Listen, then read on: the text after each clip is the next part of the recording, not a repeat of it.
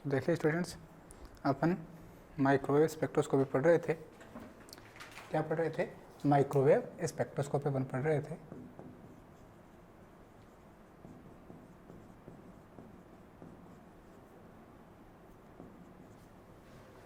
ठीक है, दूसरा नाम क्या था इसका? बोलो देखो फटाफट से। इसको रोटेशनल स्पेक्ट्रोस्कोपी बोलते थे क्या? क्या बोलते थे आप? रोटेशनल स्पेक्ट्रोस्कोपी भी आप इसको बोलते थे। ये पढ़ रहे थे अपन। और फिर इसमें अपने क्या पढ़ रहे थे बोलो? लास्ट टॉपिक अपने क्या पढ़ा था इसमें? अपन पढ़ रहे थे स्पेक्ट्रल तीव्रता। ठीक है, और स्पेक्ट्रल तीव्रता को प्रभावित करने वाले कारक अपन पढ़ रहे थे। एक तो था आपका अणुओं की आबादी, और दूसरा कौन सा था? ऊर्जा स्तरों में अपभ्रष्टता, डीजेनरेसी इन एनर्जी लेवल्स। इतना आपने पढ़ लिया था। अब आप वहाँ पे एक लाइन और लिख लीजिएगा, लिख लो। जे का मान आपको पता है ना, जे क्या रोटेशनल क्वांटम नंबर हुआ करता था, एनर्जी का फॉर्मूला। देखो, रोटेशनल स्पेक्ट्रोस्कोपी में दो चीज़ें पढ़ते थे। क्या क्या पढ़ते थे? एक पढ़ते थे रिजिड रोटेटर।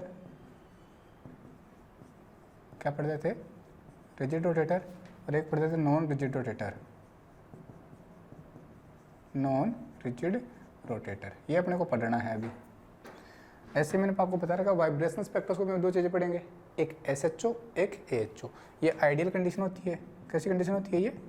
Ideal condition. और ये कैसी कंडीशन होती है आपके पास? रियल कंडीशन ये होती है। एक बार फिर से मैं और भी दे रहा हूँ, फिर लास्ट में दोबारा से इसको देखेंगे।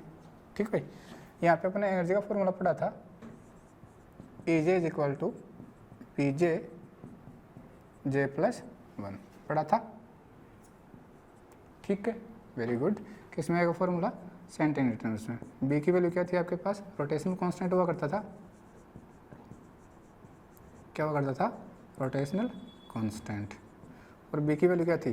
H/8π²IC। किस में आएगी वैल्यू?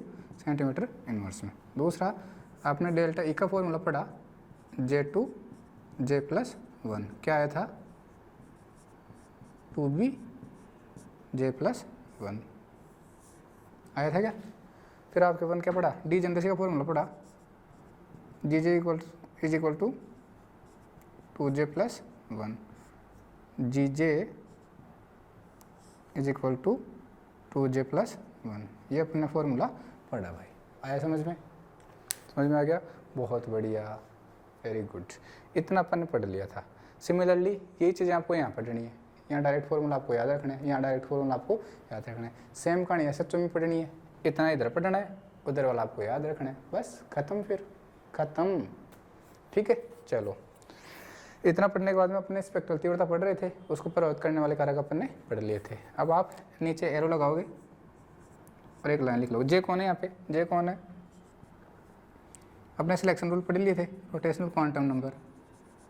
जे कौन है? Rotational quantum number. ठीक है, और इसकी वैल्यू क्या होगी? 0 से, ध्यान रखना, 0 से स्टार्ट होगी। 0 1 2 3 डैश डैश डैश। बहुत सारे ग्राफ अपने बना लिए थे। अब आप एक लाइन लिखो, लाइन लिख लो। लिखो, जे के जिस मान पर तीव्रता उच्चतम प्राप्त होती है, जे के जिस मान पर तीव्रता मतलब स्पेक्ट्रल तीव्रता उच्चतम प्राप्त होती है, जे के जिस मान पर तीव्रता उच्चतम प्राप्त होती है, उसे जेमैक्स कहते हैं। उसे क्या कहते हैं? जेमैक्स कहते हैं। तथा निम्न सूत्र द्वारा ज्ञात करते हैं।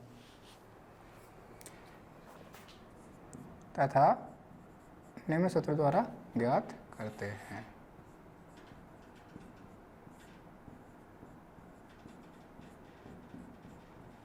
ये लो भाई,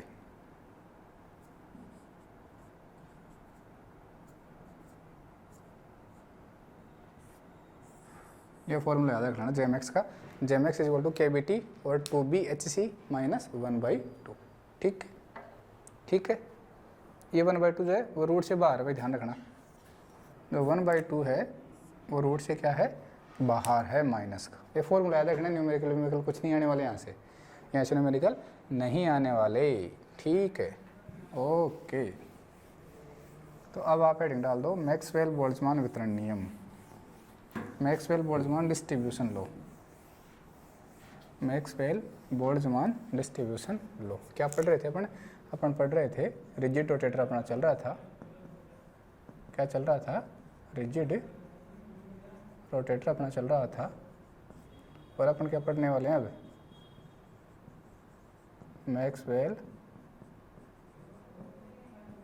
Boltzmann distribution law, Maxwell Boltzmann distribution law अपन पढ़ने वाले थे। आया समझ में? बहुत बढ़िया। लिखो, एक दो लाइन लिख लो बस, फिर खत्म। ये लिख लो, इस नियम के अनुसार दो अवस्थाएं आई व जे, इस नियम के अनुसार दो अवस्थाएं आई व जे के लिए अणुओं की आबादी का अनुपात, दो अवस्थाएं आई व जे के लिए अणुओं की आबादी का अनुपात निम्न सूत्र द्वारा दिया जाता है, Ni over Nj is equal to e की पावर माइनस का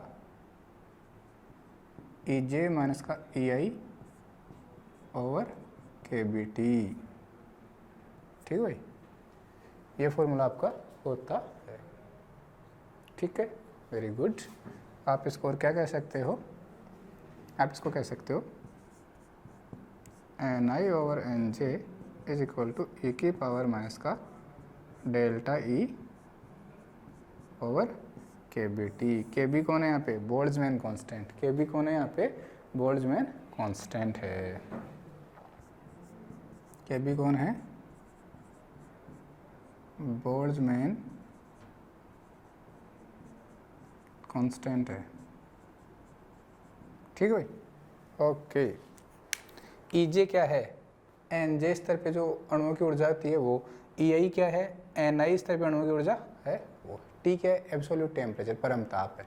अब इसके बारे में लिख लो, बस एक दो लाइन लिख लो कि कम ताप पे kB का मान कम होता है, जैसे आप पढ़ाओगे kB का मान ज़्यादा, अपने पढ़ा गया ना, जैसे जैसे पॉपुलेशन, जैसे जैसे ऊर्जा स्तरों की अभ्यस्ता बढ़ती जाती है, वैसे वैसे अणुओं की संख्या क्या होती जाती है, कम हो जाती है। मैंने कहा था ना, जैसे जैसे बिल्डिंग की फ्लोर बढ़ती जाती है, वैसे वैसे लोगों की रहने की क्षमता क्या हो जाती है, कम होती जाती है। मैंने कहा था ना, हाइट बढ़ने के साथ, ऊंचाई बढ़ने के साथ पॉपुलेशन घटती जाती है, आबादी घटती जाती है, ठीक है, मतलब ऊर्जा स्तरों की संख्या बढ़ने के साथ आबादी घटती जाती है, ठीक है। लाइन लिख लो, इसमें लिखो, कमरे के ताप पर kBt का मान, कमरे के ताप पर kBt का मान 0.026, कमरे के ताप पर kBt का मान 0.026 होगा। आगे लिखना, सामान्य आणविक घूर्णन ऊर्जा स्तरों में अंतर, सामान्य आणविक घूर्णन ऊर्जा स्तरों में अंतर डेल्टा E रोटेशनल, ठीक है, सामान्य आणविक घूर्णन ऊर्जा स्तरों में ऊर्जा का अंतर, घूर्णन ऊर्जा स्तरों में अंतर E रोटेशनल का मान, डेल्टा E रोटेशनल का मान कमरे के ताप पर kBt के मान से काफ़ी कम होता है, kBt के मान से काफ़ी कम होता है, अर्थात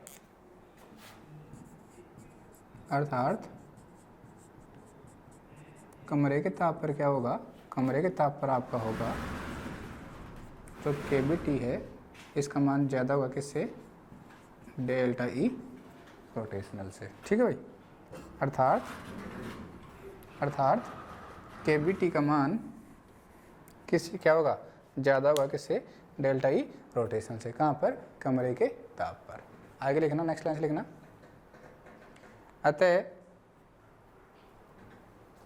अतः E की पावर माइनस का डेल्टा E रोटेशनल ओवर के बी टी।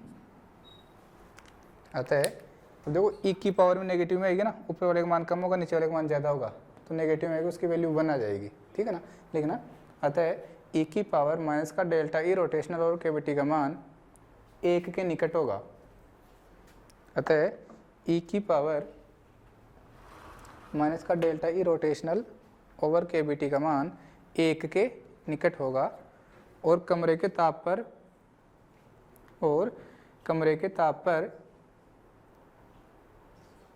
उत्तेजित घूर्णन अवस्थाओं की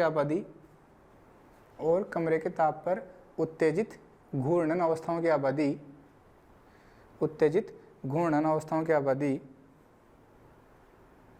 काफ़ी अधिक होगी।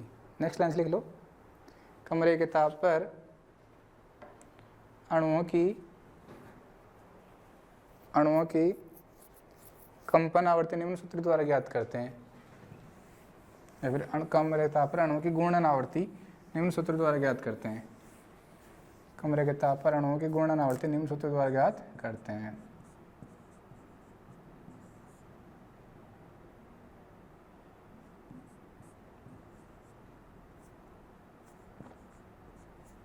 वन अपॉइंट 2 पाई रूट के बाई म्यू, यही होता है भाई, ठीक है। के क्या होता है आपका बोल्ट्जमैन कांस्टेंट,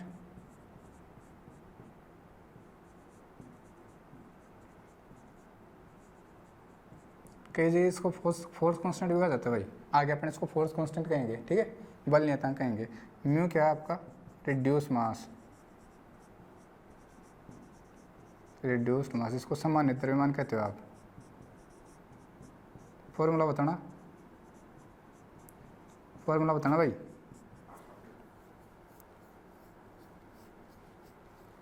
इसको आप फोर्स कांस्टेंट लिख लो।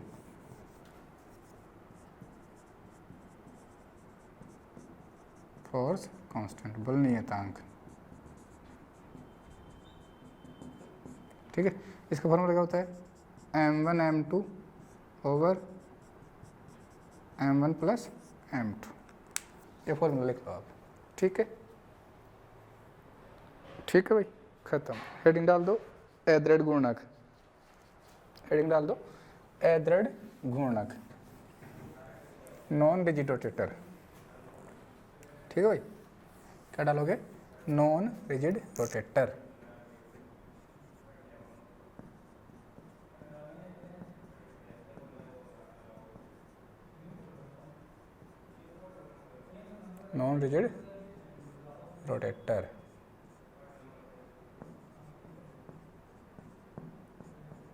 एद्रड घूर्णक।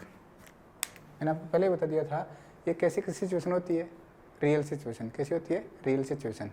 रिजिड रोटेटर कैसा था आइडियल सिचुएशन, ठीक है। देखो वहाँ पे अपन क्या मानते थे, वहाँ पे अपन ये मानते थे कि जो दो एटम जुड़े हुए हैं, बॉन्ड से जो दो एटम जुड़े हुए हैं वो बिल्कुल रिजिड है, वो बिल्कुल कहीं से हिल नहीं सकता। लेकिन आप ये कह सकते हो कि यहाँ पे जो नॉन रिजिड रोटेटर होता है, इसमें ये जो होते हैं ना, ये स्प्रिंग के समान होते हैं। क्या होते हैं स्प्रिंग के समान। जब आप इनको खींचते हो ना तो ये खिंच जाते हैं, जब आप इनको वापस दबा देते हो तो ये वापस से दब जाते हैं, वापस रिस्टोर ये हो जाते हैं, ठीक है ना। तो ये कहा जाता है कि पूर्ण रूप से रिजिड नहीं होते, जो बॉन्ड होते हैं वो पूर्ण रूप से रिजिड नहीं होते हैं। वास्तव में जो बॉन्ड होते हैं ना डायटोमिक मॉलिक्यूल्स के बीच में, वो क्या नहीं होते रिजिड नहीं होते हैं, ठीक है। वहाँ पे जो फॉर्मूला आप पढ़ते थे EJ = BJJ+1, यहाँ क्या पढ़ोगे पता है क्या पढ़ोगे EJ = BJJ+1 माइनस का DJ² J+1 का स्क्वायर। फॉर्मूला याद रखना, आपको कोई उसका डेरिवेशन वेरिएशन नहीं करना है, डायरेक्ट फॉर्मूले याद रखने। तो थोड़ा सा है, फटाफट से पहले इसके बारे में लिख लो, 1-2 लाइन लिख लो। तो यहाँ फॉर्मूला क्या आएगा EJ = BJJ+1, ये तो आपका नॉर्मल था, कहाँ पे रिजिड रोटेटर में। यहाँ सुनना माइनस का DJ² J+1 का स्क्वायर, ये होता है भाई, ध्यान रखना। किस में आएगा सेंटीमीटर इनवर्स में, किस में आएगा सेंटीमीटर इनवर्स में। ऐसे ही डेल्टा ही पढ़ोगे आप तो वहाँ पे क्या लिखा था 2BJ+1, यहाँ पे लिखोगे माइनस का 4D J+1 का क्यूब, ये फॉर्मूले आप यहाँ पे पढ़ने वाले हो बस, और कुछ भी आपको यहाँ पे नहीं पढ़ना, और कुछ भी आपको यहाँ पे नहीं पढ़ना। पहले लिखो मत, पहले मैं बता रहा हूँ वो लिख लो, लिखो लिखो भाई।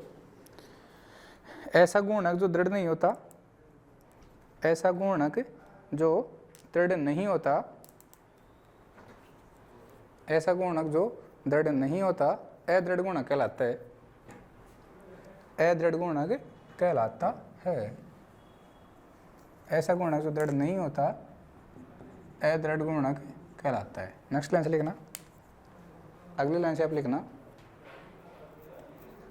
अर्थात जिसके दोनों सिरों के बीच की दूरी स्थिर नहीं है, अर्थात जिसके दोनों सिरों के बीच की दूरी, अर्थात जिसके दोनों सिरों के बीच की दूरी स्थिर नहीं है, मतलब अब स्प्रिंग की तरह है वो, ठीक है, अदृढ़ गुणक कहलाता है। अर्थात जिसके दोनों सिरों के बीच की दूरी स्थिर नहीं है अदृढ़ गुणक कहलाता है। ठीक है, आगे लिखो, एक द्विपरमाणुक अणु, एक द्विपरमाणुक अणु, ध्यान रखना 2 परमाणु वाला अणु, एक द्विपरमाणुक अणु सामान्यतः अदृढ़ गुणक होता है। एक द्विपरमाणुक अणु सामान्यतः लिख लो या वस्तुतः लिख लो, एक द्विपरमाणुक अणु वस्तुतः अदृढ़ गुणक होता है। ध्यान रखना भाई, रियल कंडीशन है ये अदृढ़ गुणक। तो जनरल एटम होता है वो कैसा होता है, अदृढ़ गुणक, नॉन डिजिटेटर होता है। जिसके दोनों परमाणु कठोर गोले के रूप में, जिसके दोनों परमाणु कठोर गोले के रूप में स्प्रिंग नुमा बंध द्वारा जुड़े रहते हैं, जिसके दोनों परमाणु स्प्रिंग नुमा बंध द्वारा जुड़े रहते हैं। दोनों परमाणु कठोर गोले के समान, वो दोनों कठोर और स्प्रिंग नुमा बंध से जुड़े रहते हैं।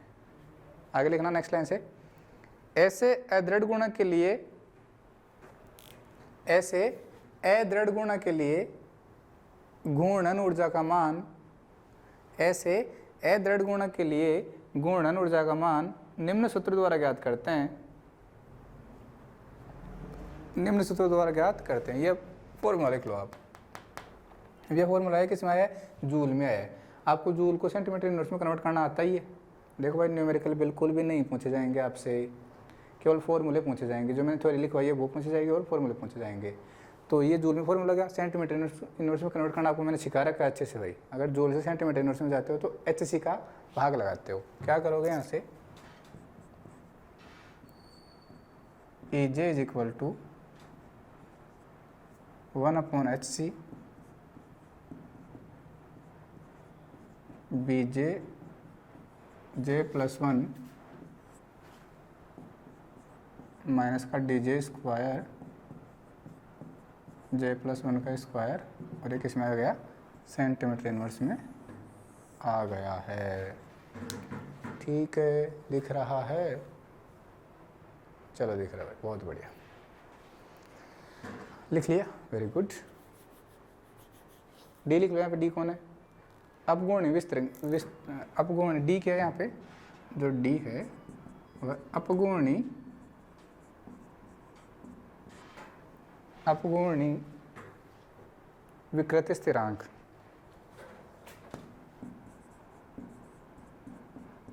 अपगुणी विकृत स्थिरांक है। बी क्या है, बी रोटेशनल कांस्टेंट,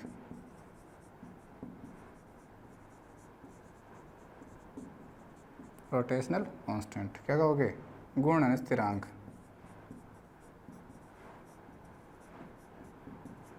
ठीक है, ओके। जे क्या है, J rotational quantum number, rotational quantum number, घूर्णन क्वांटम संख्या।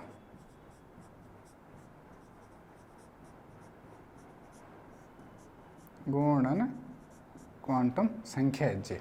ठीक है, ठीक है। डी का फॉर्मूला लिखोगे, डी का फॉर्मूला लिख लो,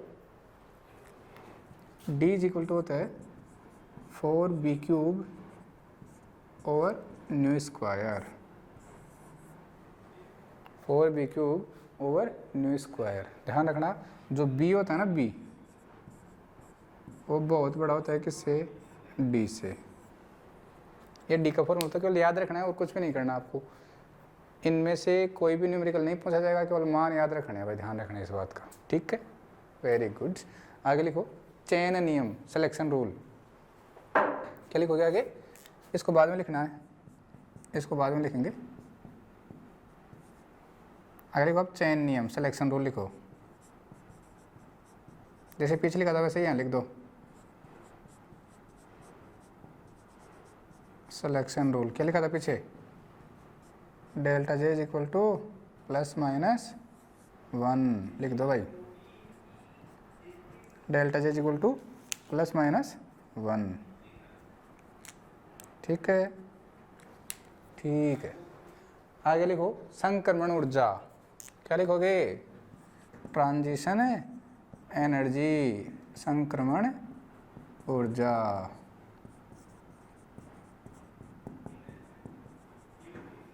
ठीक है, जे टू जे प्लस 1 जो भी हो, बस डायरेक्ट लिखो, ये फॉर्मूला चिपका दो, डायरेक्ट लिख हो रही है, फॉर्मूला आप चिपका दोगे, ठीक है। Very good. कैसे कैलकुलेट करते हो इसको, इसको कैलकुलेट करते हो आप, delta E J to J plus 1 is equal to E J plus 1 minus का ई जे। फिर इसके बाद में आप ये वाला फॉर्मूला लिख लोगे, ठीक है। बहुत बढ़िया भाई, वेरी गुड। अब अपन क्या करते हैं, कैलकुलेट करके देख लेते हैं, 0 से 1, 0 से 2, ये कैलकुलेट कर लेते हैं, ठीक है। तो लिखो आप, एक लाइन लिखो, जैसे जे प्लस 1 संक्रमण में उत्सर्जित अथवा अवशोषित विकिरणों की आवृत्ति, जैसे जे प्लस 1 में उत्सर्जित अथवा अवशोषित विकिरणों की आवृत्ति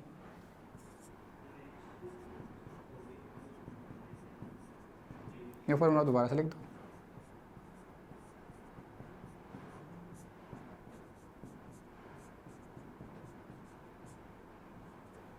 देखो भाई, न्यू 0 से 1 में कैलकुलेट करना है अपने को, न्यू 0 to 1 में कैलकुलेट करना है। तो आप पहले वाली वैल्यू रखोगे, 0 ही रखोगे एक बार सब में, किसकी जगह, जे की जगह 0 रखोगे, 0 रखा, 0 रखा, क्या आएगा, बोलो क्या आएगा, 2b आएगा, क्या जाएगा, 2b माइनस का 4d, ठीक है। न्यू 1 to 2, और 1 रखोगे, 1 रखा, 4b माइनस का 1 रखा, कितना आ गया, 832d, यही आएगा क्या, यही आएगा, देखो देखें, देखो देखें, यही आएगा क्या, चलो ठीक है। एक और देख लो, जे 1 to 3, ठीक है, sorry 0 to 1, 1 to 2, 2 to 3, 2 to 3। अब क्या पुट करना है आपको, 2 पुट करना है, 2 2 1 3, 3 2 6, 6b माइनस का, बोलो 3 रखा, थोड़ा 2 रखा, 2 1 3, 3 की पावर 3, 3 की घात 3, 27, 27 और 4 108, 108b। तो जब देखो जैसे जैसे एनर्जी लेवल्स बढ़ते जा रहे हैं, जैसे जैसे एनर्जी लेवल्स बढ़ते जा रहे हैं, ये जो गैप है ये बिल्कुल घटता जा रहा है, क्या एनर्जी गैप घटता जा रहा है, कि देखो 6b में से इतना डी घटाओगे, यहाँ पे देखो 4d घटा रहे थे, 32d घटा रहे थे, 108d घटा रहे हो, तो क्या होता जा रहा है, घटता जा रहा है। तो लिख लो, अर्थात घूर्णन स्पेक्ट्रम में, अर्थात घूर्णन स्पेक्ट्रम में लाइनों के मध्य की दूरी, लाइनों के मध्य की दूरी जे का मान बढ़ने के साथ घटती जाती है, लाइनों के मध्य की दूरी जे का मान बढ़ने के साथ घटती जाती है, ठीक है, ठीक है भाई, ठीक है, वेरी गुड। अब जो है इम्पोर्टेंट लगाओ, आइसोटोपिक इफेक्ट, आइसोटोपिक इफेक्ट है कुछ नहीं, बिल्कुल समझा देता हूँ, ये जी है, बहुत ही जी है, याद करना है आपको।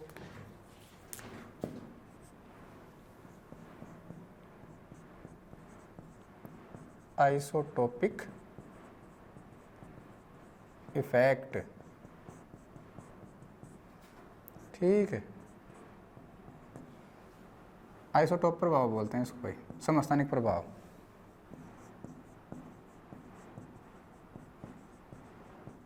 समस्थानिक प्रभाव, देखो भाई क्या होता है, आपके जो आपने एक HCl मॉलिक्यूल लिया है, क्या लिया है, HCl मॉलिक्यूल लिया है, और उस HCl मॉलिक्यूल लेके उसका B कैलकुलेट कर लिया। B क्या होता है, रोटेशन कांस्टेंट, फॉर्मूला क्या बताया था, H/8π²IC, यही बताया था सेंटीमीटर इनवर्स में। सिमिलरली आपने वहाँ पे क्या किया, हाइड्रोजन को रिप्लेस कर दिया उसके आइसोटोप ड्यूटेरियम से, हाइड्रोजन को किससे रिप्लेस कर दिया, उसके आइसोटोप ड्यूटेरियम से आपने रिप्लेस उसको कर दिया। तो क्या चेंज होने वाला है, देखो भाई एक बार देखो, पहले देख लो फिर लिखवाऊंगा मैं आपको, पहले लिखना नहीं है आपको, ठीक है। आपने क्या लिया है, HCl लिया है, क्या लिया है, HCl लिया है। तो देखो B का फॉर्मूला क्या होता है, B of HCl, general B का फॉर्मूला क्या होता है, H/8π²IC। H क्या है, प्लैंक्स कांस्टेंट, अपने को मतलब नहीं है। I क्या है, ये कांस्टेंट नहीं है। C क्या है, कांस्टेंट है, पाई कांस्टेंट है। तो हम सीधा सीधा यहाँ से कह सकते हैं क्या, जो B है ना अपना, वो इन्वर्सली प्रोपोर्शनल है किसके, I के। अपने को तो मतलब ही इससे ही मतलब है, बाकी सब तो क्या है, कांस्टेंट है। समानुपाती को उठाओगे ना तो बाकी सब मिलकर वापस यहाँ आ जाएंगे। अब जो I होता है वो क्या होता है, μr² होता है। I क्या होता है, μr² होता है, ठीक है। तो आप ये लिख सकते हो क्या कि जो B है वो प्रोपोर्शनल है 1/I के, और जो ये है वो है 1/μ के। बोलो I और μ तो प्रोपोर्शनल हो गए, और B और I क्या हो गए, B और μ क्या हो गए, इन्वर्सली प्रोपोर्शनल। तो ये रिलेशन आपको याद रखना भाई, केवल इनका यही चेंज होगा, जो समस्थानिक होंगे उनका केवल सामान्य द्रव्यमान चेंज होता है, बाकी कुछ भी चेंज नहीं होता है, ध्यान रखना, बाकी कुछ भी चेंज नहीं होता। ये माना जाता है कि जो इंटरन्यूक्लियर डिस्टेंस होती है ना R, जो इंटरन्यूक्लियर डिस्टेंस होती है HCl और DCl में, वो लगभग क्या रहती है, सेम ही रहती है। क्या रहती है, लगभग सेम ही रहती है। उसमें कोई चेंज आपको कंसिडर नहीं करना है, कोई चेंज आपको उसमें कंसिडर नहीं करना है। बहुत बढ़िया। देखो HCl के लिए देख रहे हो आप, तो B ऑफ HCl क्या लिखोगे, क्या लिखोगे, म्यू क्या होता है, म्यू रिड्यूस मास होता है क्या, सामान्य द्रव्यमान, रिड्यूस मास। फॉर्मूला क्या होता है, m1 m2 over m1 plus m2। याद करो, रिजिड रोटेटर AB, इसका मास आपने m1 लिखा था, इसका मास आपने m2 लिखा था। यहाँ पे H मान लो, यहाँ पे Cl मान लो। बोलो समझ में आ गया क्या, अब समझ में आ गया। m1 किसका मास होगा, हाइड्रोजन का, m2 मास किसका होगा, क्लोरीन का, ऐसे, ठीक है, ठीक है। तो आपने लिखा इज इक्वल टू, अब मैं डायरेक्ट लिखाऊंगा, समानुपाती को हटा रहा हूँ सब कुछ, 1/μ की जगह क्या लिखोगे, μ ऑफ HCl लिखना है। बाकी और तो कुछ काम का है ही नहीं अपना, बाकी और कुछ तो काम का अपना है ही नहीं, ठीक है, ठीक है। सिमिलरली DCl, ये हाइड्रोजन ड्यूटेरियम क्या है, ये आइसोटोप है। ड्यूटेरियम क्या है, आइसोटोप है। तो क्या लिखोगे, B of DCl is equal to, B of DCl is equal to 1/μ of DCl। या फिर आप ये कह सकते हैं, देखो आपके पास फॉर्मूला क्या था, EJ is equal to BJ J+1, ठीक है। तो आप ये कह सकते हो क्या कि energy of HCl, energy of HCl is equal to B of HCl, लिख सकते हैं क्या, is equal to 1/μ of HCl, लिख सकते हो। इक्वेशन इसको 1 कह दिया। सिमिलरली आपने लिखा energy of DCl, deuterium chloride, ठीक है, is equal to B of DCl is equal to 1/μ of DCl। समझ में आ गया क्या? बोलो देखो समझ में आ गया? इक्वेशन क्या हो गया आपका? 2 हो गया। कुछ नहीं किया आपने किया इक्वेशन 1 डिवाइडेड बाई इक्वेशन 2 आपने कर दिया। जैसे आपने ऐसा किया, बोलो क्या हो जाएगा? क्या हो जाएगा? E of HCl is equal to E of DCl। ठीक है, E of HCl is equal to E of DCl। आगे देखो तो ये भी हो जाएगा आपका B ऑफ HCl और B of DCl is equal to, ध्यान से देखना भाई, अब ये उल्टा हो जाएगा क्या? Mu of DCl is equal to mu of HCl। उल्टा हो जाएगा क्या? ध्यान से देखो, एक दूसरे के व्युत्क्रमानुपाती पाते हैं, इसलिए ये क्या हो जाएगा? उल्टा हो जाएगा। मैं यहाँ पे लिख देता हूँ आपको, म्यू ऑफ HCl का मतलब क्या है? यह है mass of hydrogen into mass of chlorine over mass of hydrogen plus mass of chlorine. Similarly mu of DCl is equal to क्या होगा? Mass of deuterium into mass of chlorine over mass of deuterium plus mass of chlorine. तो आपको मैं बता देता हूँ कि जो मास ऑफ हाइड्रोजन है वो तो होता है 1, मास ऑफ क्लोरीन है वो होगा 35.5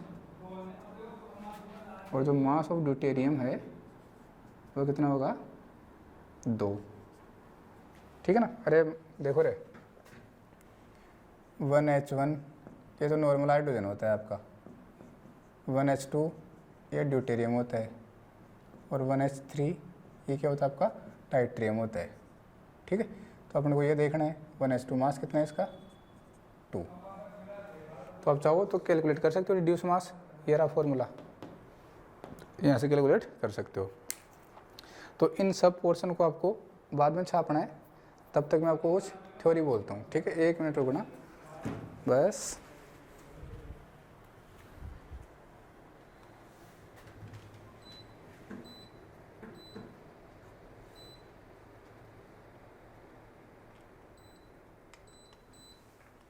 बस थोड़ा सा। ठीक है भाई, लिखो। मैंने बताया ना, जब अपन आइसोटोपिक इफेक्ट पढ़ते हैं, तो क्या चेंज होता है? केवल रिड्यूस मास। क्या चेंज होता है? केवल रिड्यूस मास चेंज होता है और कुछ भी चेंज नहीं होता है। ध्यान रखना, किस पर प्रभाव पड़ेगा? सम्मानित द्रव्यमान पर प्रभाव पड़ेगा और किसी के ऊपर भी प्रभाव नहीं पड़ेगा। तो लिख लो, फटाफट से लिख लो। यदि किसी अणु का एक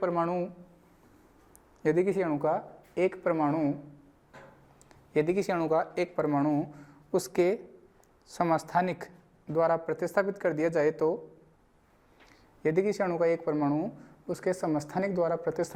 जाए तो इसे समस्थानिक प्रभाव कहते हैं। नेक्स्ट लाइन लिखो। यह माना जाता है कि समस्थानिक प्रभाव के दौरान, अंडरलाइन करना इस बात को, यह माना जाता है कि समस्थानिक प्रभाव के दौरान अंतरनाभिकीय दूरी, इंटरन्यूक्लियर डिस्टेंस, यह माना जाता है कि समस्थानिक प्रभाव के दौरान अंतरनाभिकीय दूरी में तो कोई परिवर्तन नहीं होगा। मैंने बता दिया ना, I बराबर म्यू आर स्क्वायर लिखा था। ये जो इंटरन्यूक्लियर डिस्टेंस है, इंटरन्यूक्लियर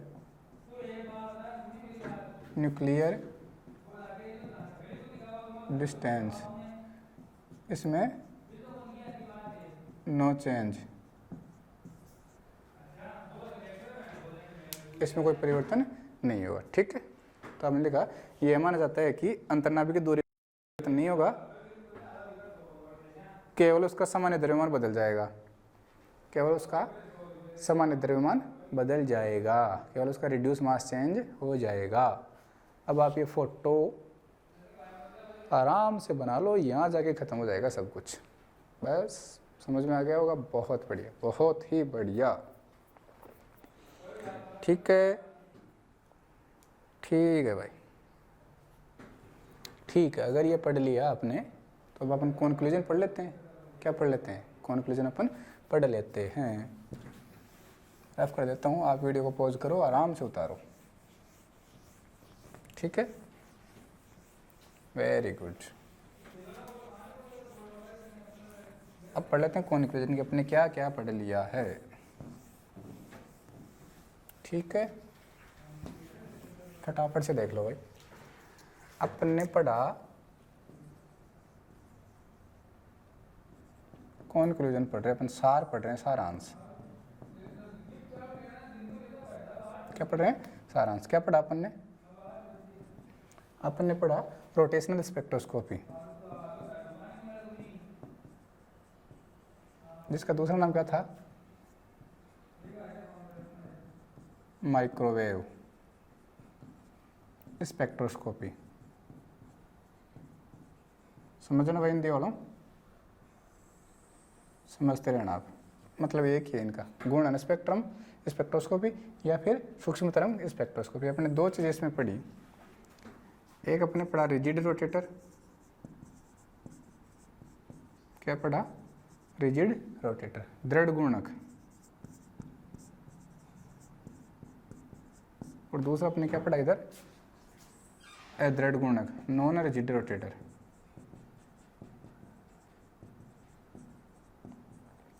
ठीक है, अदृढ़ गुणक। ठीक है भाई, ओके। अब देखो, जो रिजिड रोटेटर होता है वो एक आइडियल कंडीशन थी क्या? कैसी थी? Ideal condition. ये कैसी थी आपकी? Real condition. कैसी थी? रियल कंडीशन थी। ठीक है, यहाँ पे जो एनर्जी का फॉर्मूला होता था वो क्या होता था? ई जे इज इक्वल टू, बोलो क्या होता था मेरे साथ बोलो, B J J plus one. ये तो होता था B J J plus one. आगे सेंटीमीटर यूनिट आप कह सकते थे। ठीक है, यहाँ पे एनर्जी का फॉर्मूला क्या होगा?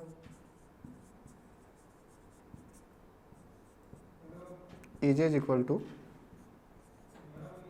B J J plus one minus का D J square J plus one का स्क्वायर। पढ़ते थे। एक मिनट रुकना भाई, इसकी थोड़ी सी समस्या हो रही है।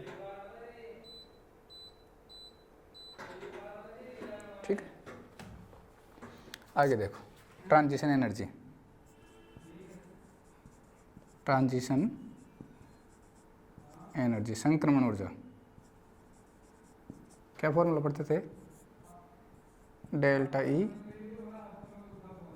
जे to J plus one is equal to क्या आएगा?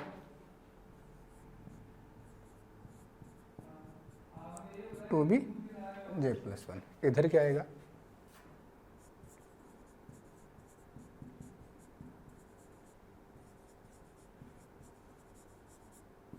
ट्रांजिशन एनर्जी का फॉर्मूला क्या आएगा? Delta E J to J plus one is equal to two B J plus one minus का D J square J plus one का cube. यही था, sorry, minus का D J J plus one का cube. यही पढ़ते थे। Sorry, minus का 4D, माइनस का 4D, सॉरी। ठीक है भाई, ओके। यहाँ पे डी जनरेशन का फॉर्मूला और पढ़ते थे आप। वो क्या होता था? G J is equal to two J plus one, two J plus one. और दोनों में कंबाइन आपने क्या पढ़ा? आपने पढ़ा यहाँ पे आइसोटोपिक इफेक्ट। क्या पढ़ा? Isotopic effect. उसमें अपने क्या कहा? Energy of HCl is equal to energy of DCl is equal to B of HCl B of DCl is equal to mu of DCl over mu of HCl। ये अपन ने conclusion यहाँ पे पढ़ लिया है। ठीक है, आप इसको उतारो, मैं तब तक इसको इंक पिला लेता हूँ। ठीक है, और कुछ रह गया हो तो देख लो भाई, कुछ रह गया हो तो देख लो। ये कॉन्क्लूजन हो गया, आप बस इतना ही पढ़ लेना। आपको इतना ही पढ़ लेना है, आपका काम यहाँ पे हो जाएगा। ठीक है भाई, ठीक है, चलो तो फिर आगे आप हेडिंग डालोगे कंपन स्पेक्ट्रोस्कोपी। क्या हेडिंग डालोगे? कंपन स्पेक्ट्रोस्कोपी। बिल्कुल राइट, बिल्कुल सही सुना आपने। सेकंड स्पेक्ट्रोस्कोपी है कंपन स्पेक्ट्रोस्कोपी। यूवी को अपन पढ़ते हैं सेकेंड ईयर में। ठीक, यूवी स्पेक्ट्रोस्कोपी अपन पढ़ते हैं, जिसको आप इलेक्ट्रॉनिक स्पेक्ट्रोस्कोपी कहते थे, उसको अपन पढ़ते हैं सेकेंड ईयर में।